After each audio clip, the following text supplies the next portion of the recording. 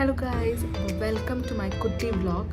അപ്പോൾ ഇന്നത്തെ ഒരു റെസിപ്പി വ്ളോഗാട്ടോ. അപ്പോൾ ഞാൻ ഇന്ന് നിങ്ങൾക്ക് ഒരു സോയ കട്ട്ലേറ്റിൻ്റെ റെസിപ്പിയാണ് കാണിക്കാൻ പോകുന്നത്. അപ്പോൾ വാ, നമുക്ക് അതൊക്കെ ഒരുമിച്ച് ഉണ്ടാക്കാം. അപ്പോൾ നമുക്ക് കട്ട്ലേറ്റിന് വേണ്ടിയിട്ട് ആദ്യം 3 ഉരുളക്കിഴങ്ങ് തൊലിയോടെ വേവിച്ചെടുക്കാം. തൊലിയോടെ വേവിച്ചാലുള്ള ഗുണം എന്താണെന്ന് വെച്ചാൽ നമ്മൾക്ക് വെള്ളം ഒത്തിരി ആ ഉരുളക്കിഴങ്ങിൽ ഇരിക്കില്ല. തൊലി ഇല്ലാണ്ട് വേവിച്ചാൽ ഭയങ്കര വെള്ളമയം ഉണ്ടാവും കേട്ടോ.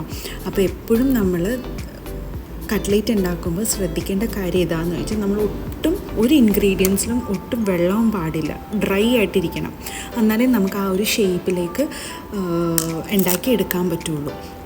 അപ്പോൾ ഞാനത് സ്മാഷ് ചെയ്യുന്ന സമയത്ത് 2 കപ്പ് സോയ ഞാനൊന്ന് തിളപ്പിച്ചെടുക്കും കേട്ടോ. തിളപ്പിച്ച് അതിനെ ഇങ്ങനെ വാർത്ത് നമ്മൾ വേറൊരു തണുത്ത വെള്ളത്തിൽ കഴുകി ഒരു 3-4 തവണ കഴുകിയെടുക്കണം.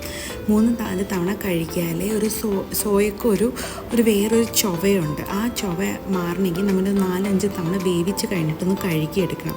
എന്നിട്ട് കഴുകി നല്ലോണം വെള്ളം പിഴിഞ്ഞെടുത്ത് മിക്സിയിലിട്ട് ഒന്ന് അടിച്ചെടുക്കണം. ഒരുപാട് അടിച്ചെടുക്കരുത്, ജസ്റ്റ് ഒന്ന് അടിച്ചെടുക്കാൻ പാടുള്ളൂ. അതിൻ്റെ ആ ഒരു എല്ലാം ഒന്ന് വിട്ടിരിക്കുന്ന രീതിയിൽ അടിച്ചെടുക്കണം. എന്നിട്ട് അടിച്ചെടുത്തിട്ട് ആ ഇൻഗ്രീഡിയൻറ്റ് നമ്മൾ നേരെ സ്മാഷ് ചെയ്ത് വെച്ച ഉരുളക്കിഴങ്ങിൻ്റെ ഒപ്പം മിക്സ് ചെയ്യണം കേട്ടോ. കണ്ട ഇത്രയും ഭയങ്കര വെള്ളം. ഇത് നമ്മൾ ഒത്തിരി പിഴിഞ്ഞ് കളഞ്ഞാൽ ഇതിന് വെള്ളം വന്നുകൊണ്ടേയിരിക്കും. അതിലേക്ക് ഇഞ്ചി, വെളുത്തുള്ളി, പച്ചമുളക്, സവോള ഇതെല്ലാം ഇതിലേക്ക് കുഞ്ഞായിട്ട് അരിഞ്ഞ് എടുക്കണം കേട്ടോ. അപ്പോൾ സവോള ഇപ്പോൾ വലിയ സവോളയാണെങ്കിൽ 1 മതി. ഒരു മീഡിയം സൈസ് സവോളയാണെങ്കിൽ 2 എടുക്കാം കേട്ടോ. അപ്പോൾ സവോള നല്ലോണം കുഞ്ഞായിട്ട് അരിഞ്ഞിട്ട് വേണം എടുക്കാൻ. ഇപ്പോൾ നമുക്ക് വേണമെങ്കിൽ സവോള ഒരു പൊടിക്ക് എണ്ണയിലൊന്ന് വഴറ്റി മസാലയൊക്കെ ഇട്ടിട്ട് വഴറ്റി വേണമെങ്കിൽ എടുക്കാം. പക്ഷെ ഒത്തിരി എണ്ണ ആയിപ്പോയാലും നമുക്ക് ഈ സാധനം മിക്സ് ചെയ്ത് ഷേപ്പിലേക്ക് ഉരുട്ടിയെടുക്കാൻ ഭയങ്കര പാടായിരിക്കും. എന്നിട്ട് 2 സ്പൂൺ ഗരം മസാലയും പിന്നെ കുറച്ച് മുളക് പൊടിയും വേണമെങ്കിൽ നമുക്ക് കാശ്മീരി ചില്ലി പൗഡർ എടുക്കാം കേട്ടോ. പച്ചമുളക് എടുത്ത സ്ഥിതിക്ക് ഞാനിവിടെ സാധാ മുളക് പൊടി എടുത്ത് പിന്നെ കുറച്ച് മഞ്ഞൾപ്പൊടിയും ഉപ്പും കൂടിയിട്ട് ഇത് നല്ലോണം കൈവച്ച് ഇങ്ങനെ കുഴച്ചെടുക്കുക. ഒട്ടും അതായത് നമ്മൾ ആ മസാല ഒന്നും കട്ട പിടിക്കാണ്ട് നല്ല രീതിയിൽ കുഴച്ചെടുക്കണം കേട്ടോ. കാരണം ഇത് പച്ച മസാല ആയതുകൊണ്ട് നമ്മളത് ആ ഒരു നല്ലോണം ഒട്ടും ഇങ്ങനെ കട്ട പിടിക്കാണ്ട് നല്ലോണം മിക്സ് ചെയ്തെടുക്കുക. ഈ സമയത്ത് വേണമെങ്കിൽ ഇച്ചിരി കൂടി ഒന്ന് ടേസ്റ്റ് ചെയ്തിട്ട് ഉപ്പ് ആവശ്യമുണ്ടെങ്കിൽ ഒരിത്തിരിയും കൂടി ഉപ്പ് ഇടാം കേട്ടോ. എന്നിട്ട് നല്ലോണം മിക്സ് ചെയ്ത് നമ്മൾ വെക്കുക.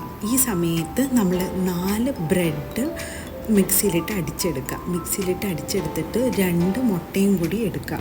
അപ്പോൾ എന്നിട്ട് ഇങ്ങനെ ഷേപ്പിലാക്കിയിട്ട് മുട്ടയിൽ ഈ സാധനം മുക്കിയെടുത്തിട്ട് എന്നിട്ട് ബ്രെഡിൽ ആസ് യൂഷ്വൽ നമ്മളെപ്പോഴും കട്ട്ലേറ്റ് എങ്ങനെയാണ് കോട്ട് ചെയ്യണ പോലെ അങ്ങനെ കോട്ട് ചെയ്തെടുക്കുക. ഞാനിവിടെ 2 കൈ വെച്ചാട്ട് ചെയ്യണേ. അപ്പോൾ മുട്ടയിൽ മുക്കിയ കൈ വെച്ചതിൻ്റെ ബ്രെഡിൽ മുക്കിയ ബ്രെഡിൽ മുട്ടയുടെ ആ ഒരു ഇത് നനവ് പറ്റിയിട്ട് ഇങ്ങനെ കട്ട് പിടിച്ചു. അപ്പോൾ എപ്പോഴും നമ്മളത് ശ്രദ്ധിക്കണം കേട്ടോ. അല്ലെങ്കിൽ ബ്രെഡിൻ്റെ ആ പൊടി പെട്ടെന്ന് നാശമായിപ്പോൾ അപ്പോൾ നമുക്ക് എല്ലാത്തിലും ആ സാധനം ആ ഒരു ബ്രെഡ് പൗഡർ എല്ലാത്തിലും നമുക്ക് തികയില്ല. അപ്പോൾ അതുകൊണ്ട് നമ്മൾ 2 കൈ വെച്ച് ചെയ്യണമായിരിക്കും നല്ലത്. അത് ഇങ്ങനെ എല്ലാം കോട്ട് ചെയ്ത് ഒരു പ്ലേറ്റിലേക്ക് മാറ്റി വെച്ചിട്ട് അതൊരു 1 അവർ അല്ലെങ്കിൽ ഒരു 45 മിനിറ്റ്സോളം അത് ഫ്രിഡ്ജിൽ വെച്ച് ഒന്ന് സെറ്റ് ചെയ്യാൻ കൊടുക്കുക. അത് കഴിഞ്ഞിട്ട് നമുക്ക് എണ്ണയിൽ ലോ ഫ്ലെയിമിൽ അതൊന്ന് ഫ്രൈ ചെയ്തെടുക്കാം. എന്നിട്ട് നമുക്ക് സവാളയൊക്കെ വെച്ച് സോസൊക്കെ കൂട്ടി കഴിക്കാം.